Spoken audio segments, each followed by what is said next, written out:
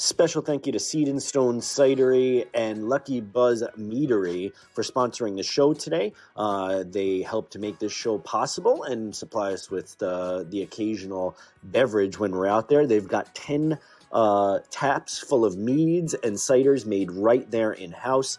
They've also got all sorts of awesome events going on, including an open mic almost every single Thursday where you can come out and show your musical talent. So all you songwriters out there, stop out and grab a cider or a mead and tell them that the SongWriters Couch and the Patrick Joanne Band sent you. Again, Seed and Stone Cidery right here in Rochester, New York. Go out and visit them and let them know we sent you. Thanks, guys.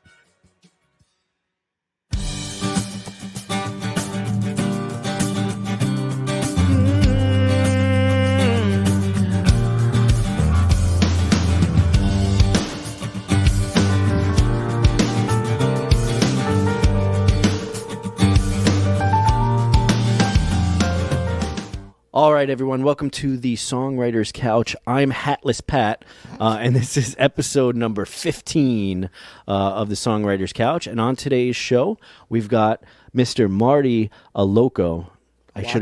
Allocco. There we go. There you go. I knew I should have verified the pronunciation before we got started here. Yeah. But formerly my daughter's guitar teacher, amongst other things that I'll let you introduce yourself and give some background on what you do, what you used to do, and what you have been doing, and what you're going to be doing in the future. Before we begin, I want to thank our sponsors, Seed and Stone, of course, for sponsoring the show and making this happen.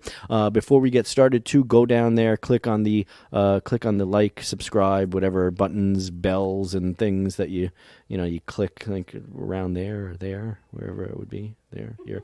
And subscribe, tell your friends, comment. That really helps the algorithms because they hate it when you don't pay for advertising on their platform. So I want to welcome you, Marty, to the show.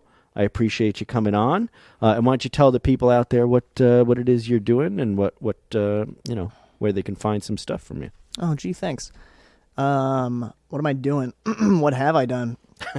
This is a long. You want the short version? No. I want the super long. This is a long form podcast. I was born in '96. Oh man, we're starting all the way back there already. And then everything's a blur until about 2015. Yeah, I gotcha. What year were you born? 96. Oh man, I feel old. My brother, Matt, was born. Good year though. What year were you born? For wines too. Good year for wines. 96. Yeah, 80. 80. Ooh, you're old. Yeah, and I'm on the cusp. I'm like right in between the millennial and Gen X. Yeah, you're like. I forget they call that something. But so anyway, Millennial X. Oh yeah. So what am I talking about?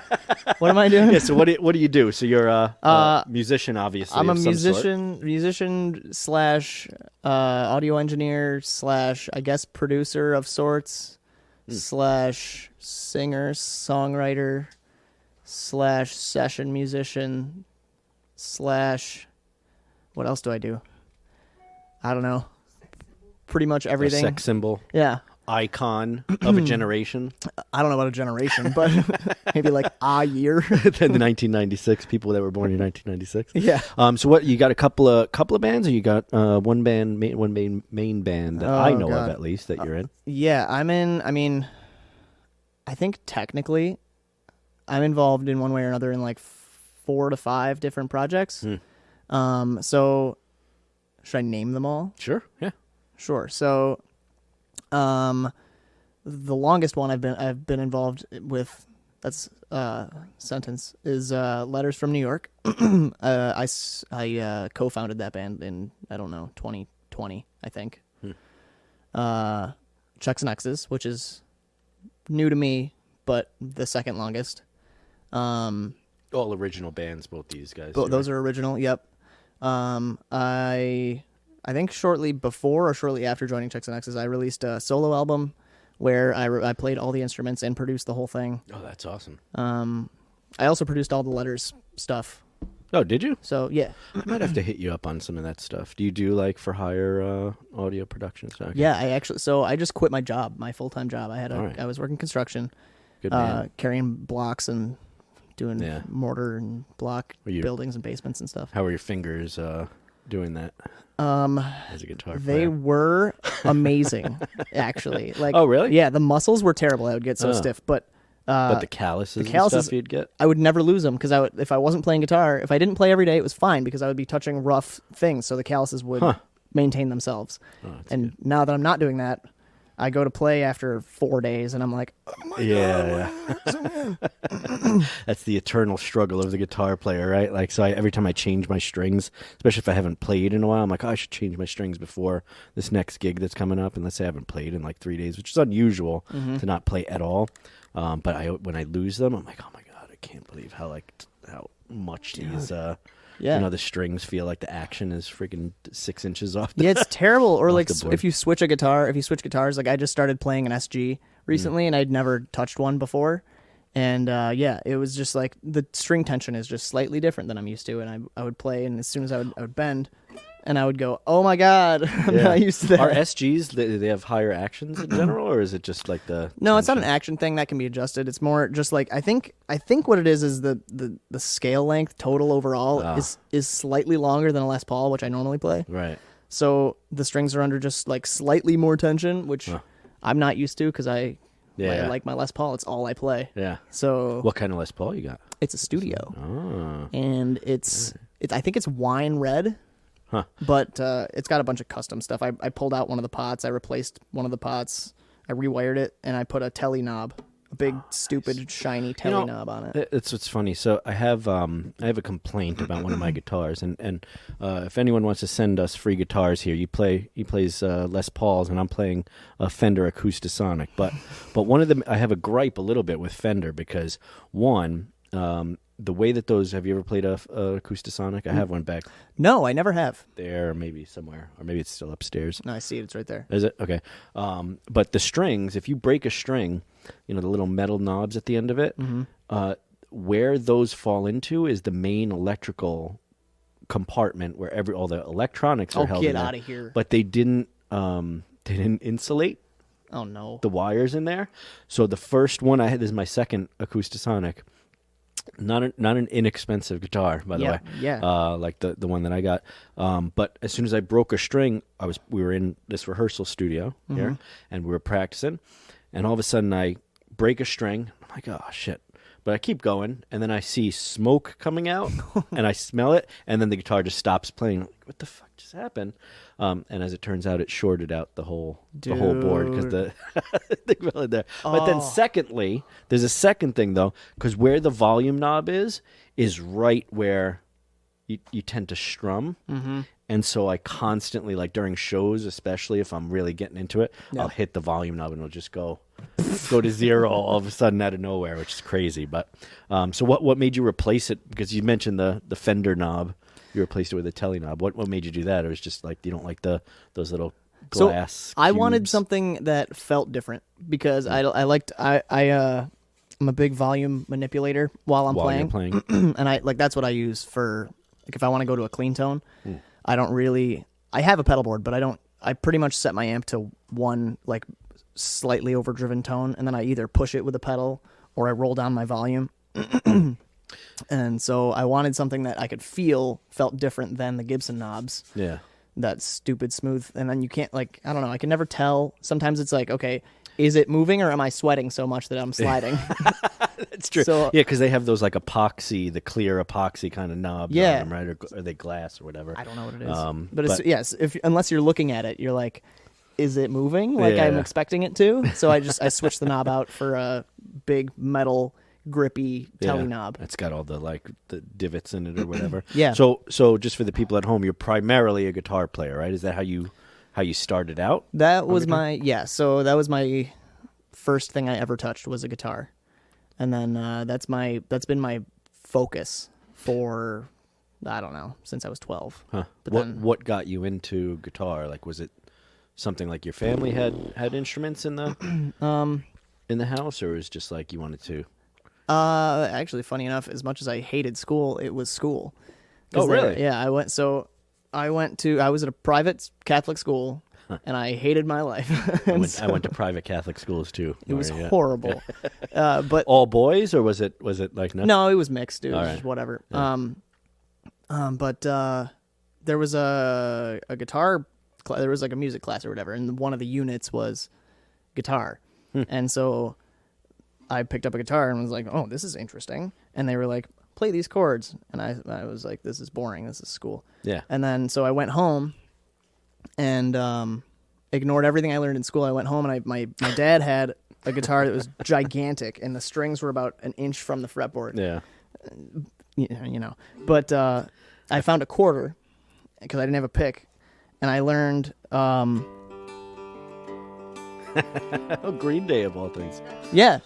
Yeah, and I think that one of the first songs that I think Nirvana and then Green Day because while their songs are complex, but they're simple enough where you can learn them. Like you can learn a song, at least a few of them anyway. That when you first start playing, it's like, oh, I could play a song, and it's a cool song. It's not like Mary Had a Little Lamb or whatever they're probably teaching in school, right? Yeah, they're like it's like it's 3 chords, and you can learn it in a day when you've never touched a guitar before. Yeah. So I was like, hell yeah. So was your dad a guitar player too, or was it? No. No, you just had the guitar No. laying around. He just had it. It was from when he was like, I don't know. It was probably from the 60s or something, or 70s. My brother did play guitar. Older or younger? Older. Older. I'm the youngest of 5. Oh wow. So my sister played violin. Everybody's sort of musical. I have 2 sisters and 2 brothers. One of my sisters played violin.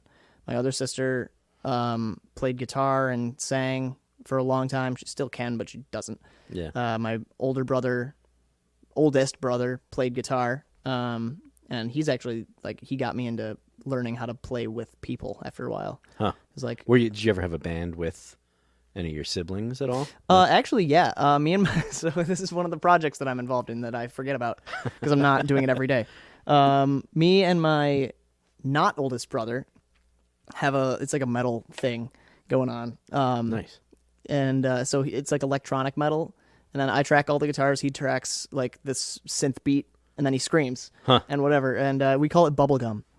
All right. And I'm gonna have to check out. Do you have anything released out there? I don't even know. There was one, and I don't even know. I don't remember. You have to look it up. I don't know. I can't remember. I'll take a look. He did all that stuff. I just played the guitars and sent him the tracks. I don't know if he put anything out or not. Huh. So it's interesting though, because you went from, for the most part, when I talk to people that get into music, it's usually they have some sort of family, like their parents were involved in. Obviously, your older brother was playing or whatever. I'd be interested to see what made him. Do you know what got him into? No. The only thing that I know about him. How much older is he than you? 15 years. Okay, so I think the 90s, the early 90s, early 80s, the guitar was you had Eddie Van Halen, you had all those shredding hair metal bands back then, guitar playing was the thing. He didn't get into any of that though, which is funny. He played, oh God, I don't even know the artist. He played Tom Petty and Van Morrison and Bob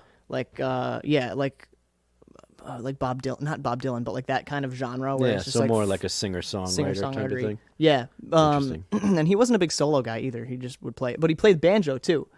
So I actually have his banjo in my room. That was something that I learned along the way the last 13, 14, how's that 15 going? years. Banjo? Yeah. I haven't touched it in 3 years.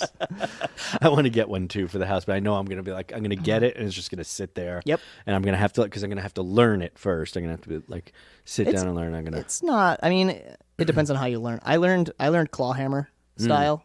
So it's that was really easy because your hand just bounces and I was already familiar with acoustic. Yeah.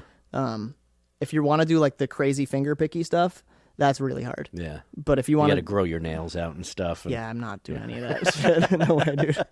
All those classical guitar players with the coke nail, you know what I mean? That's they got that stuff going on. So, but it's interesting that you went to school and that's what got you into guitar in the first place. Did you stay with the school guitar playing? Was it a rock band or what kind of it's strange that there's a in the classroom. Yeah, it was literally guitar is an unusual. It was just instrument, honestly, to have. I think they just needed to fill time, so they did a month of learn these chords. They put this paper in front of you, and it had the chord charts, with G, C, D, and E minor. Yeah.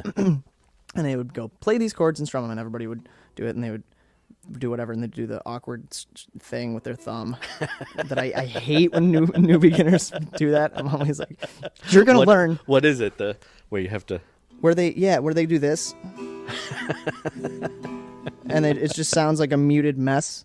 Yeah. And no judgment. Yeah. Well, that's one of the first things you learn to, like, I think, well, not first things, but once you actually start feeling comfortable with a guitar is to move the way that this arm moves, like to move your wrist instead of your entire arm. Because I feel like at first people think, okay, you're going to. I never had a problem with that. I'm weird. I always freak out on people because I watch that happen where they move the robot arm. Yeah. And I'm like, dude, stop. But like, I can't judge because I don't know. When I started, it kind of came naturally to me. Yeah. So I can't really. And then, I don't want to be rude. The thing that's fine. I mean, sometimes it can get like if you're trying to train someone, it's like, oh my god, I like it. But then you recall, I had trouble with this stuff too when I was first learning. Yeah. But you as a guitar teacher, because I watched you help my daughter Maya, who's also helped on cameras, by the way, for everyone. She hasn't been on the show yet, but she's starting to write songs now too. So you're probably one of the people that helped her.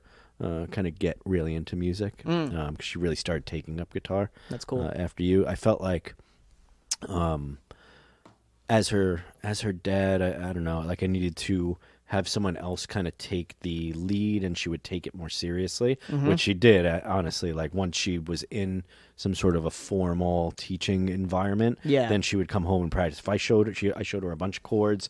It's like it was like, oh, I don't want to do that, and she wouldn't practice. But then as soon as she was taking lessons with you, and maybe that's just a credit to your, you being a teacher, because I watched you do it, and you have patience, which sometimes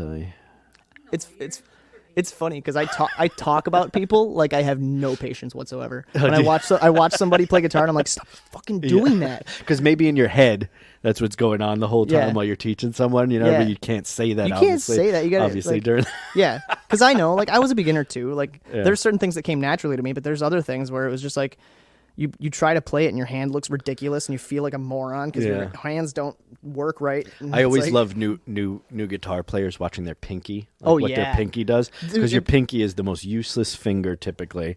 So, dude, they always one of the things they do. They always you're like use your pinky, and then you can watch. I don't know if you can see my hand from like any of the cameras or anything. Maybe but you can close up on that. It they always do this pop. It pops. Yeah, my finger still does that, like where. It's either back here or it pops forward, and I'm like, that's one of the things that I'm like I hate that. It bothers me, but I do it too. So did you like teaching guitar, and did you enjoy kind of?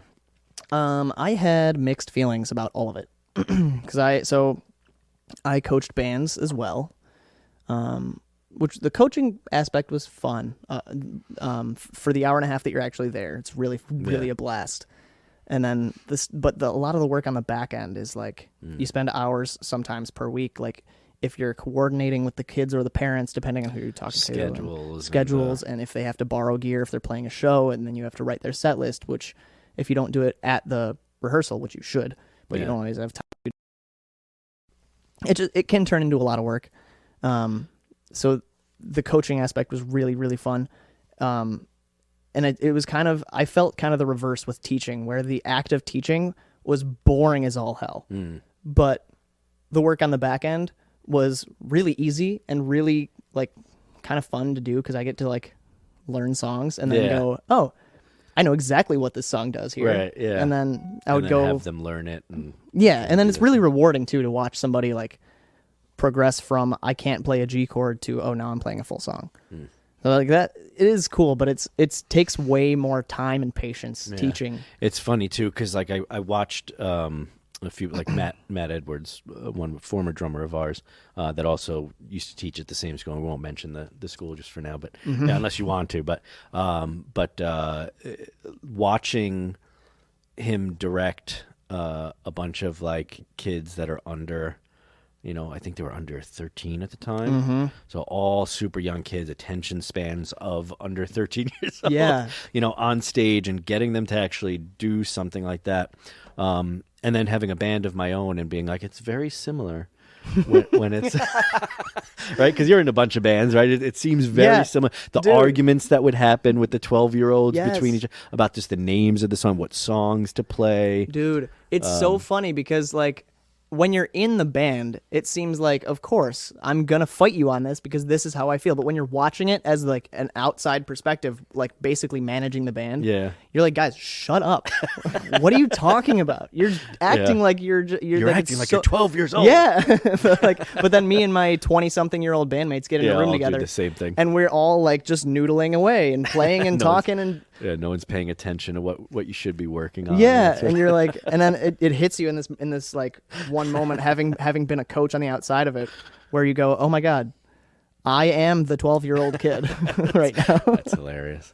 So I know a couple of the bands, and including the electronic heavy metal band that you're in, are original bands. Do you write songs for? Like you specifically, for any of the bands? And then if you do you typically, like, how does that come about?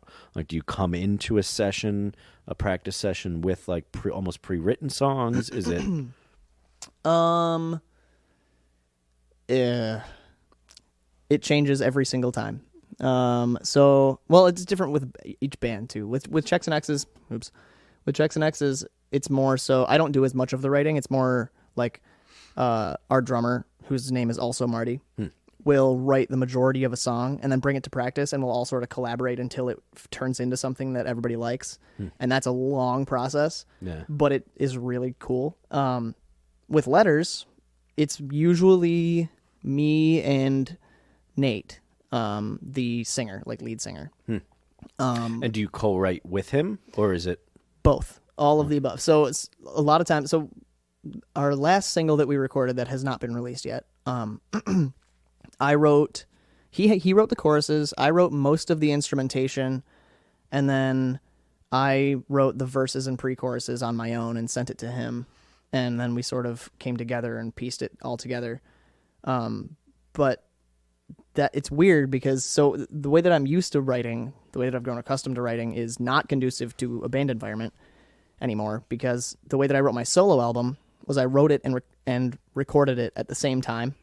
So I would start the day and go, by the end of today, I'm going to have a song. And I would just start recording. And I would just make up guitars on the spot and do scratch tracks into Logic. And I would say, okay, this is going to be the verse, copy paste. And this is going to be the chorus, copy paste that. And then I would make up a bridge on the spot. And then I would go, okay, guitars are done. Let's go do drums. And then I would track drums. Do you play drums too? I play everything. See, yeah. I wish I played drums, because that would help me, I think, with my writing a little bit too, because I could probably track drums and then write stuff in that way too. I tend to just let it, like, it just comes from, I don't know where the hell it comes from, but do you sit down specifically to write a lot of the times, or is it? Not anymore. I did. For that project I did. And so that's how I got accustomed to it, where I would just say, this is my writing time, and I'm going to have a product at the end of it. Do you feel like that made you a better songwriter?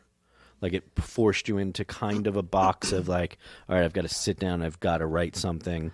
Yes and no. I feel like the deadline and the limitation and the pressure, you either get something really good or you come out of it with garbage. Yeah. Either way, you come out of it with something.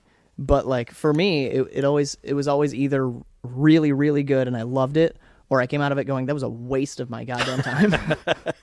So like now I don't do that anymore. I pretty much sit down with a guitar and I just kind of noodle around until I find something, and then it has to happen organically now. I don't force myself into writing sessions, because I feel burned out by the end of the project if I do that. Yeah, interesting. Yeah, I think that some effort into doing, I don't know, necessarily a daily like songwriting exercise or yes. something like that. It's definitely helpful, especially when you're first starting to songwrite, because there's so much garbage. I mean, even now I'll write stuff and I'll just, that's... Like, that's important to do, though. I'll spend hours working on it, and the next day I'll listen to it. I'm like, no, this is garbage. I'm just throwing this out. Like, I think it takes some of that that conscious effort to do it, to know like, oh, I don't have to be attached to every single thing that I do. Yes. You know, if I feel like it's not going to be, but then again too, sometimes I'll bring something to the rest of the band. They're like, I really like that, and I hate it, and they all like it. I'm like, all right, well maybe there's something to that, you know? Yeah. That's a good. You know, the thing about like, I'm sorry. No, you're The thing about the thing about doing like those writing exercises is like they're awesome for developing your writing skills, but you have to you can't treat them as like, I can't treat them as like I'm gonna have a song. I have to go into Right. it saying like I'm gonna make something and probably get rid of it. Yeah. I'm gonna make something that's temporary, because then you allow yourself to write freely, because you're going, it's gonna go away at the end of the day anyway, and then Yeah. it ends up not going away because you're writing freely, so you like it, so you keep it. Yeah. But So it's like you trick your mind. maybe like setting aside just the time to do it, you know, and you go in there, not assuming you're going to come out with this great product at the end of it, but something that, you know, hey, I have time. Because I found, even because I write like books and things like that too. Yeah. And I found sometimes just saying I'm going to set, you know, half an hour and I'm going to try and write a paragraph or something, gets you into a mode of creating.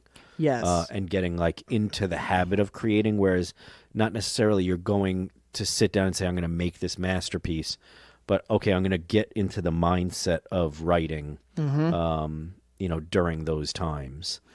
It's funny, like it's like, it's almost like I keep reading and seeing people talk about this, where it's like it's more of a motivational thing, where they talk about like, if you don't have the motivation to do something, just say, okay, well, I'm just gonna do it for like 2 minutes. Yeah. I'm just gonna do it for 2 minutes. And then, so what I would do this with songwriting, I think unconsciously, subconsciously, would be like, I'm just gonna write one line. Like if I really wanted to be creative but I didn't have it, I would just go, I'm just gonna write one line. Yeah. And you write one line, you go, oh, kind of like that. Yeah. And you're like, and then you walk away. That's another thing, is walking away from it. And for me, anyways, it's, I don't know. It's like a weird. Sometimes walking away makes it easier, and your brain starts turning in the back, Yeah. where you don't notice it, and then all of a sudden something pops into your brain, and you go, "Oh, okay, yeah, I got another line, cool." Yeah.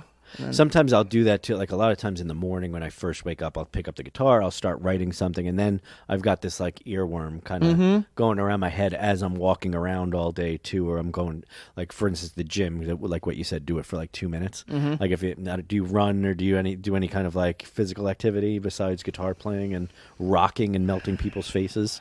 Not since Outside of that. not since I stopped doing construction. Okay, but like just- I think working out is the same kind of thing. It Like is. you know, just get to the gym, get on whatever machine or thing, weights you're gonna do, just touch it. and just do one rep or take your first step, and then all of a sudden you're there and you're doing it. Yeah, you know? it's like, oh, I'm already doing it. I might as well just do another one. Yeah, You're like, yeah, you trick your brain into like, you don't go in, you can't, if you go into it thinking, oh, I'm going to do this for an hour and a half. Yeah, You're going to go, It can be no. daunting. Yeah, like I'm like especially. So I used to run marathons quite a bit, and the worst thing you could possibly do at the beginning of a marathon is like, okay, I've got to run 26 and a half miles now. Like, because if you go into it thinking that, you're already like defeating yourself mentally. You know, so you think, okay, I'm just gonna run, and we'll see what happens by the end of this thing. You know. But same goes for like songwriting. I feel like you said, you write something down or you take a little snippet and then maybe it blossoms into something. Maybe it ends up being nothing, you know? Yeah. Do you typically write, you said, on guitar first? Like you'll come down and I do now. and do something? Yeah. Previously, I mean, yeah, actually, yes. Almost always, yes. I would either start with a vocal melody or a guitar thing. You start with a vocal melody. Occasionally, yeah. Huh. Not so much anymore, at least recently, but I used to do it. That used to be primarily how I would write. I would. This is going back to like 2018 when I was in my first punk band and doing that kind of thing. Yeah. But I would pretty much compose the entire song in my head, like I would start with vocals, and then I would hear the rest of the song shape around that, and then I've since I was, I don't know, 19 or 20, I've had a really good ear, so as soon as I find something and can find where it is with my vocal melody, I'm like, okay, I know exactly what chords to put over this, and I know exactly what I want the drums to do, and I know exactly what I think that's a super difficult thing to do as a musician. I don't know if anyone's ever told you that, but No. All the songwriters I've interviewed here they always start with some kind of musical thing, typically in the background, and then come with lyrics or melody after the fact, and even starting with just lyrics, no melody, just actual words. Yep. I find it to be almost impossible sometimes to go from lyric to music as opposed to the other way around. I think it's fun. So I did this thing for a while where I was on TikTok back when TikTok was like first exploded here. And I would do this thing where I would take, it didn't go off, so I stopped doing it and gave up because it took a lot of time. But I would take videos of people singing, just singing or whatever. And I would go, I'm going to build that. And I would download their thing and then put guitar and drums and bass and piano around it and turn it into this full orchestrated thing and make up chords to it. And interesting. Well, maybe I might have to employ you on Maya's little thing there too that she did, because that's what she did. And I was really I was actually surprised by how, she, like I said, she was kind of, I think she's a little flat on the key of it, but she's in tune with herself the whole way through, and she's got a melody that she can reproduce over and over and over again, which it surprised me because I've never written a song in that particular way. Yeah. And she wants to add instrumentation out, and I'm kind of struggling adding instrumentation after the fact. So maybe we'll bring me in. we'll do something, because it's pretty amazing what she actually came up with. Yeah. So are you still on the TikToks now? No, I try not to be. I think it's turned into an unhealthy sort of like. What's your thing. favorite? What was your favorite kind of TikToks? What did you watch? Did you do the dances, Marty? No, no, never. I did. No, I psyched myself into for a time using it like strictly for like a promotional thing, promotional, creative, inspirational outlet. And I put it in that box, and I would open TikTok and I would go, what can I make? And I would use it as like a creative thing. And then somewhere along the way, it just like turned into this like, I don't have anything to do. I'm just gonna open this and watch for 45 fucking minutes. Those reel, like the real. I talked about this, but the reels and those shorts are, man. I don't know what social media is doing to people, Dude. But I find myself getting lost sometimes in that stuff too. I'm like, what am I doing? I'm like sitting here wasting, like 30 minutes, like on 15-second videos. Yeah, I don't know what's so appealing about it, for it's like, because I get into them too, and I'm like, I don't know why am I watching this, dude, this garbage. I swear it's like a drug. It's like a drug. Yeah, it's crazy. Something in your brain is like the instant gratification. You're just like, I'm looking for something. I'm looking for give me something that makes me laugh or makes me whatever. And almost I sometimes I find myself like watching things that are annoy me. Yeah. But I have no interest in it, but I'll sit there and I'll watch it and get angry at the fact that this exists. Yes. On it. And I wonder, do you feel that way sometimes Yes. too? You'll watch something like, why does this even exist? Yeah. Why are people doing this? Yeah, but you watch the whole goddamn thing. I know, no like talent, no nothing going on. But one of the things that you did do recently that I caught on to, I think it was just on Facebook video or something you were doing it. I don't know what platforms you put it across, but you were doing loop pedal stuff, which I wanted to kind of get into a little bit because you do it really well. Thank you. I've gotten lost in the loop pedal world earlier on in my, like when I tried to kind of do a solo thing and that sort of stuff. I was like, well, I could use loop pedals to kind of fill out sound, and this way I don't have to worry about the people managing of a band situation. Maybe I can get away with just doing the Ed Sheeran thing and doing that. But I never quite mastered it. But I feel like you've gotten your legs under that. Well, thank you. That skill. Well, what you don't see is that for every video, I probably played that thing over and over for about 4 hours. Because for the video specifically, like I can, if I go a little bit slower, I can get the same quality, but have the song come out a little bit longer. But for those videos specifically, I want to go fast. I want to go like immediate. I want it to be like, okay, I have a beat. Okay, now I have a bass line. Okay, now I have a guitar part. Okay, now I have percussion. Now I have a shaker, whatever it is. That's interesting that you say that, because you've probably thought about it then, because you don't want to spend too much time on building the backing loops, because then it gets boring for the people that are watching it or listening to it or whatever. It's repetitive, and so like the key there is like I haven't done it live yet, but I have shows booked. To do it. Yeah? Yeah. And I don't have 3 hours of material yet. Well, I started speaking of Seed and Stone, we started a songwriters round once a month that I'm hosting. Okay. So maybe you can come on and do a little loop pedal action. Hell there. yeah. It's super chill, like all musicians kind of hang out there. It's like, it's become like a little musician like hot spot to just hang out and stuff. And we might have to have you come out maybe January or February or whatever. And, I'm in. And have you on that. Yeah. So what do you think is like the hardest thing about learning the loop pedal thing? Is it learning when to freaking stop and start the stupid thing? Because I always fuck it up. And I've fucked it up. I've messed it up. YouTube algorithm. Messed it up. There you go. So many times just practicing at home that I'm like, there's no way I could go out and do this live. I guarantee I'm going to screw it up if I try and do this, like time this perfectly. It's horrifying. Yeah. But I mean, I don't know. The hardest part was timing. Yeah. So like the thing that I redo the most isn't clicking the pedals. It's like or doing that. The hardest part is getting my rhythmic timing, the right tempo, and getting it looped to a way that it feels like it's one beat and it's tight. Right. Because it's really like you have to, if you're not coordinated, it's really, really hard. And even if you are coordinated, it's really, really hard. Yeah, sometimes you come in just a little bit late, and then one of the loops is a little off, and then you have to go and delete it. Yeah. You have to start it over again. But doing that live, I feel like, is such a... I'm going to find out. I haven't done All it right, live good. yet. Yeah. But it's... I mean, you're seasoned enough, I think, as a live performer where you're like, I could screw up a little bit. Oh, It's yeah. not going to be like... Oh, yeah. I feel like the same way now, but I don't want to get the looper pedal and do all that stuff because I'd have to buy all It was expensive. all that stuff. Yeah. I got the RC600, and... Is it like a loop station with like loop a bunch station? of stuff? Yeah, so I have I have a whole pedal board situation going on. I have an octave pedal, I have a reverb, I have a Mel 9 so that I can have some weird... strings and stuff. I have one of those too, yeah. And then my actual looper itself has 6 tracks that I can layer, each one like 32 times or something. I forget the amount, but I can do like 32 on each track, and I have 6 of them. Can you plug multiple inputs into the? Yep.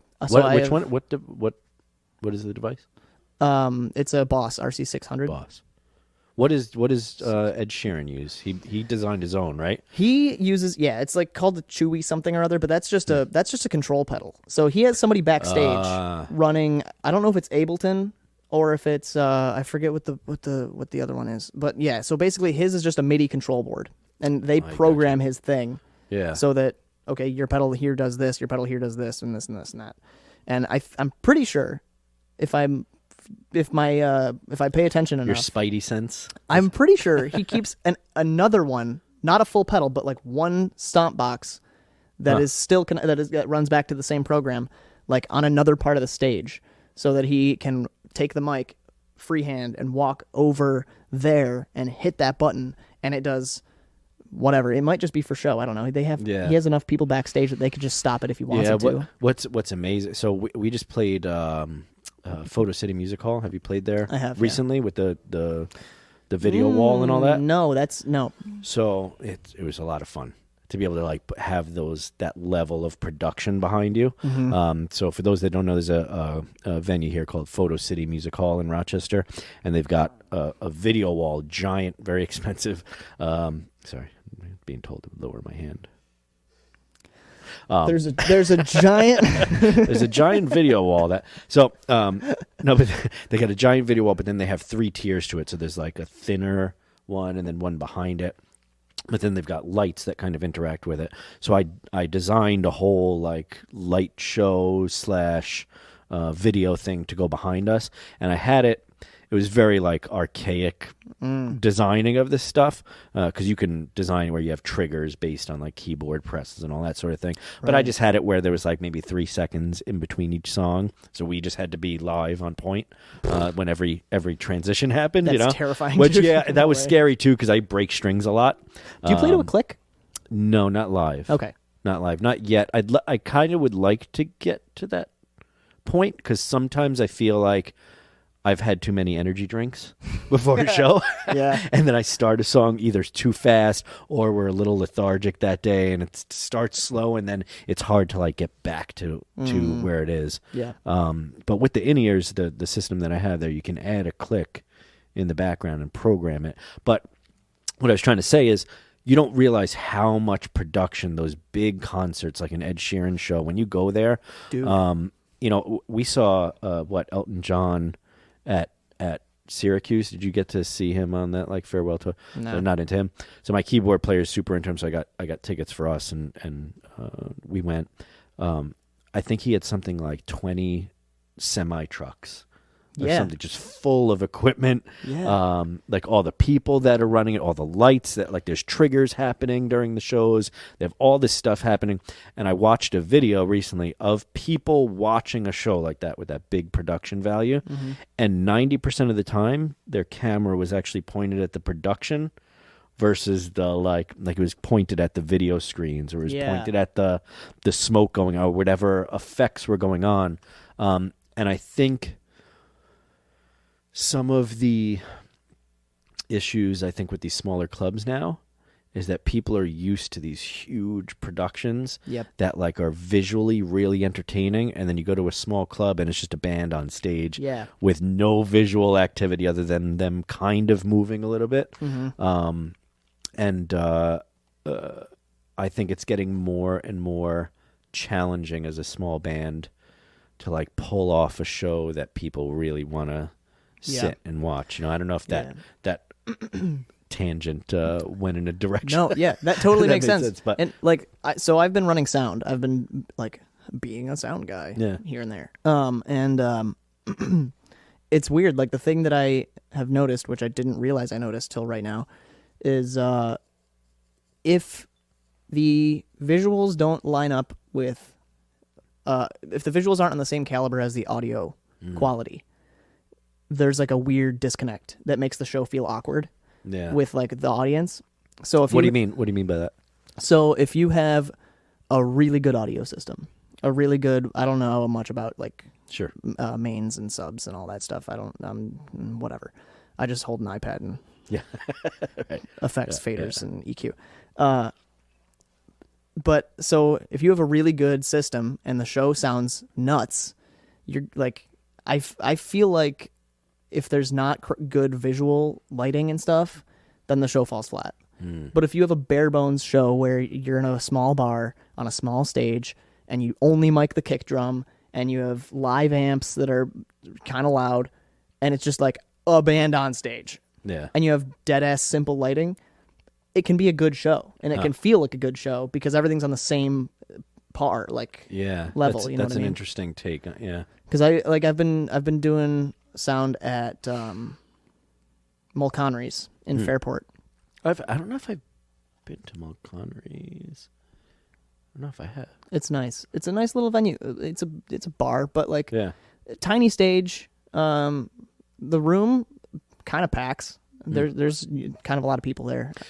Fairport's great for live music. Honestly, like every time I go out there and I play, there's like people. There's people everywhere. Yeah, it's great. Yeah, and really that bar is like minimal. When I run shows there with a full band, I pretty much only mic the kick, and then whatever. Do you have them guitar, just bass, going vocals. like amps, or you mic the amps and all that sort of stuff? I'll mic the amps. But even still, it's like, I don't know, it's still a bare bones show and the lights don't change. You just set it and forget it. Yeah. And the bar fills up and people go and they hang out and they dance and they have a great time. Yeah. And it's like hanging out in the back of the room running sound. I'm like, this shouldn't be a packed bar right now. But this band just sounds awesome and the crowd is into it. Yeah. And it's like you wouldn't expect. That's a really interesting take, because I feel like our music, either we can be super low key, right, and then we do that. We definitely pare down our production value. We bring a little, like, one of those stick sub combo PA systems or whatever, and we'll do like the breweries or the distilleries or whatever, and those are always fun because we'll do a lot of covers. We'll get people singing along. They're usually drunk, that sort of thing. And then I feel like when we get into the dive bar scene, I feel like I wonder if that's something that's there. Like we're a tight enough band where it almost seems like you should just be noisy in those scenarios, and it almost never really works as well in those scenarios because we're not just a dirty rock, you know what I mean, punk rock band. Yeah. And I see those bands perform at venues like that, and they always get a great and so I think venue choice is probably a super important thing, and then how your music fits into that venue. It's really weird thinking about it like as an adult, because when I started playing, I was as an adult, I was like 17, 18, and I was just like, I want to play anywhere. And then you're playing punk bands and you get on the stage at this bar, and the sound is really like they got a good quality sound system, so all your mistakes come through, and you sound like crap, and it shows. Or you can play at like a dive bar with a shitty system, but you're just loud. You got a good drummer, just and then making noise. And people end up into it. It's weird. Like the environment makes a huge difference. Which I don't know. Maybe that's just because our band was bad. I don't know. It could have been. No, but I think like you've made me think now about venue choices, because it's true. Like every time if I do like a theater type of venue, those go really well. If I do where people are sitting and listening like intently, almost on purpose, not drinking in a bar and wanting to sing along, that we do really well there, because a lot of our songs are very lyrically driven and kind of story driven. And then like Photo City Music Hall with all the effects, all that production value behind it. It was one of the most fun. They even have smoke machines that can go off timed to stuff, which is cool. Like it just shoots out. That's awesome. Lots of fun. If you haven't played there recently with that, well, maybe we'll talk about doing a co-show there or something. Yeah, we should. But interesting, because I'm gonna have to think about now where I'm booking a little bit more. I already do. I feel like the dive bars, I tend to not do those as often. Yeah, I'm trying to get out of there. I mean, it's funny too. Like if you play it, depending on where you are, like if you're playing a bar that typically has middle-aged to slightly older crowd, like they want to hear fucking classic rock, covers, loud guitars, and they want to get drunk and go Jesse's Girl. Yeah, you were playing that earlier. Right? Is that why you learned it? No, that's just a joke that I play for everybody. You want to know what's funny too? So we've been playing, and I know we got the 5 minutes there, but I've been every time we've played a cover gig, because I've been doing a few more of those, I'm like, all right, I'll do some just for fun, maybe a little extra cash or whatever. No matter where we are or how many crowd-pleasing songs we play, someone always comes up and asks for a song that we don't know. Yes. By artists that we play a bunch of songs by, but that particular song we don't know. Yep. But no matter what, there's always one. Can you just play this? No, we don't know that. So, no, stop asking me things. It's not just something. Although down in Nashville, they're very good at that sort of thing too. Oh, yeah. They must learn just every cover song that's out there. Yeah. But before we run out of time here, Marty, let's do this. I want to thank again our sponsors, Lucky Buzz, Seed and Stone, etc., for sponsoring the show. Happy holidays. I think this might come after the holiday season, maybe. I don't even know anymore. But don't forget to subscribe, to like, to comment, etc., etc. And I keep talking about merch, and it's made. I've just got to post it, and YouTube doesn't give me the option yet. But I got yelled at today by a former bass player about having a Facebook page for the podcast too. So maybe I might start that. But, you got to get on that. The Facebook makes you pay for everything. So I'm like, I'm not going to start a page because you start a business. Listen, you start a business page for something, right? I've done this a bunch of times. And then if you don't pay for advertising, no one sees it. So what's the point unless I'm going to start paying all the time for advertising? Like, I'm just gonna do what I do, you know? And if people like it enough, then they'll share it. And if anyone is my friend and cares about me and Marty and the people whose lives depend on this show. Let's see you both give your angriest. That's right. Whose lives depend on this show. You'll like and you'll share and you'll comment to help spread the word about the Songwriters Couch. Yes. Right? Yes. To everything he said. I fully back him. You know what? You know I've been pretty bad about too, though. We do have a patron, Patreon? not Patreon. It's called Patron. Patron. With the web hosting or the podcast hosting thing that I do. Oh, okay. That you can donate every month, and you can help keep us alive too, and help us bring up our production value even more. Maybe we can hire a lighting person in the near future. Allie's like, please, God, hire a lighting person. But Marty, what do you want to promote here, real quick, before we get you playing some music for us? Oh God.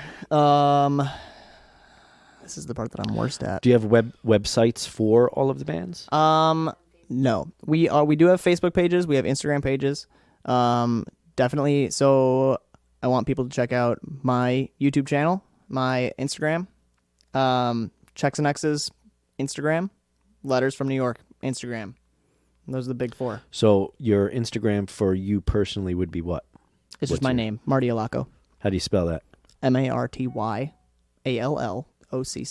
And it'll be in description. We'll put all the links and stuff down there too. So do you have something? I know before we started here, you were contemplating what you were going to play. Have you made a decision as to what you're going to do? I think so.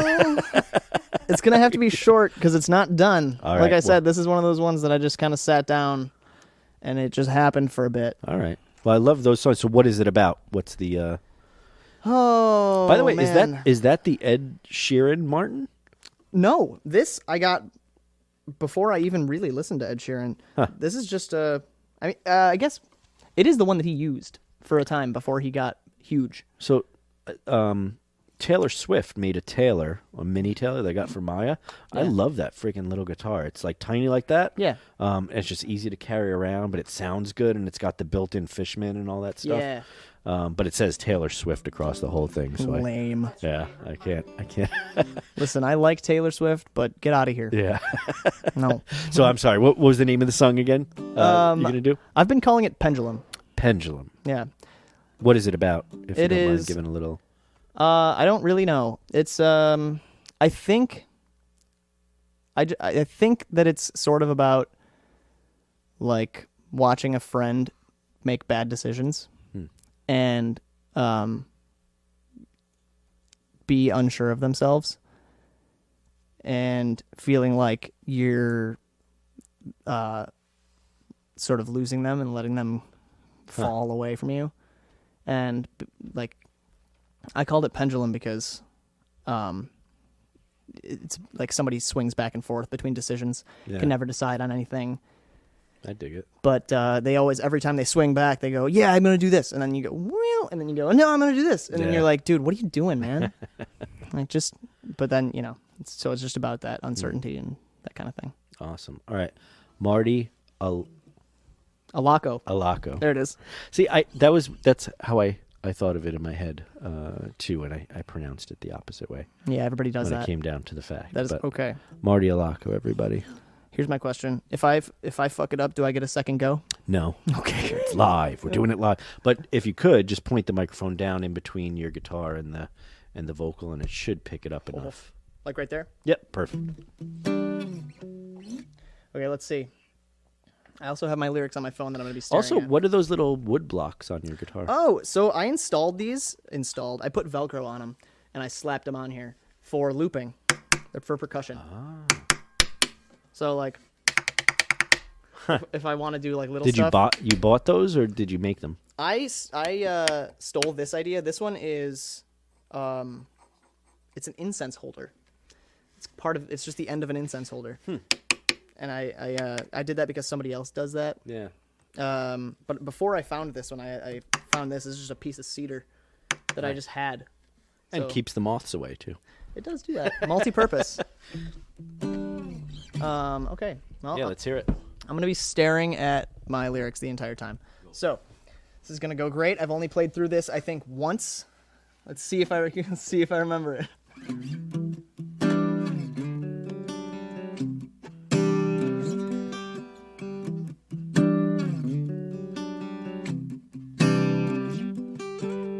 Are you so sure of your timing? How can you be so sure of anything?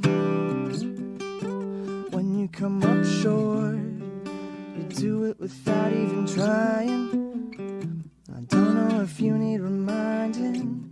But you were the one with time behind your eyelids. Your eyes are open so wide that you wind up searching blindly. You are the one flailing in the darkness whenever you're trying your hardest. So loosen it up. Oh,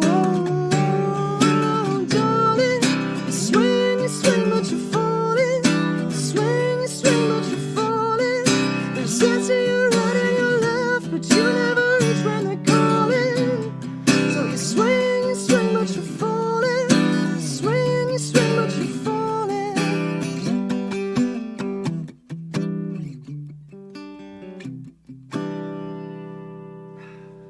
Are you so sure, quite sure that you're dying?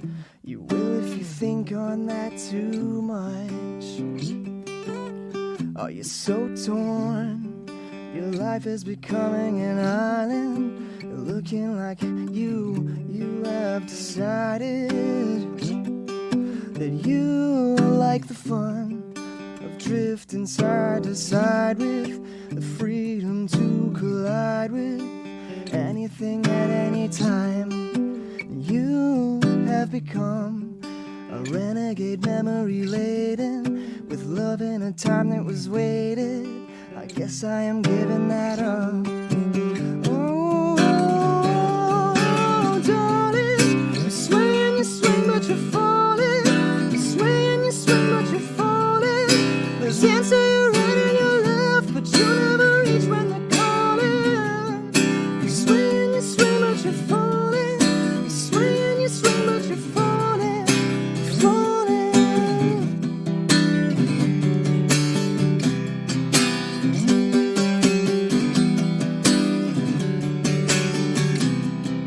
Swing, but you're falling.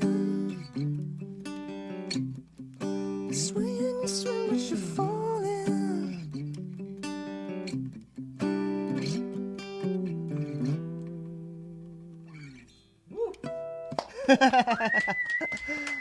Second time I've ever played that through. Marty Allocco. I love that song. That's a great riff, man. Thank you.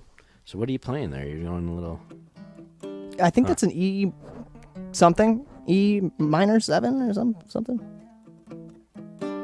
I mean, it feels like, I don't know. It's a nice progression. Yeah, it's Thanks. nice. Yeah, it feels like very natural, like where it should go. Yeah. I sent it to the reason I actually called it Pendulum was because I sent it to somebody, just the riff, no lyrics, and I just made this. And he said, that sounds like a pendulum. And I went, oh my God. Yeah, I can see that. Yeah. Almost like a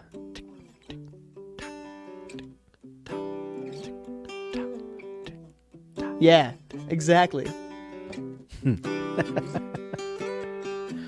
Yeah. I really dig it. Huh. Thanks. All right, everybody. Marty Allocco There you go.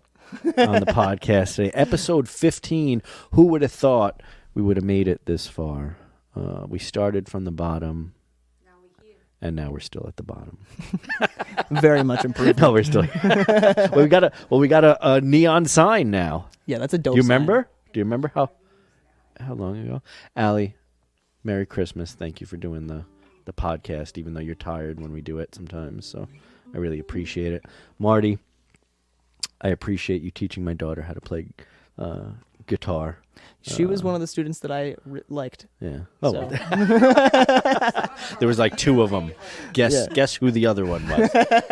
No, but thank you for being on the show. I really appreciate it. Yes, sir. Dope song. We're gonna have to do a show together. But secondly, I'm gonna have to come out and see one of your sets too. Hell yeah. And I'll be screaming the loudest at the front, starting the mosh pit. So Amazing. all right, and again, thank you to Seed and Stone. Thank you for all you people who listen and watch and comment. We really appreciate you guys. And if there's anything you'd like to see or anyone you'd like to see on the show, please let us know. And as a matter of fact, we've improved just slightly. We do have an email address. So what is it? tpjbbooking@gmail.com. So if you have anyone you want to get on the show, or you want to see on the show, or you have any commentary that you don't really want to comment on, please feel free to send it. And if you want to actually book the band too, you can send us an email through there too. So that's that. Thank you all for watching episode number 15. Marty, thank you again, brother. I appreciate it. Thanks for having me. We'll have you on the show again at some point Hell yeah. soon. Maybe your next album or something. We'll have you come back on. Yeah, there we go. And do something. But see you guys on the next one. And keep writing them songs.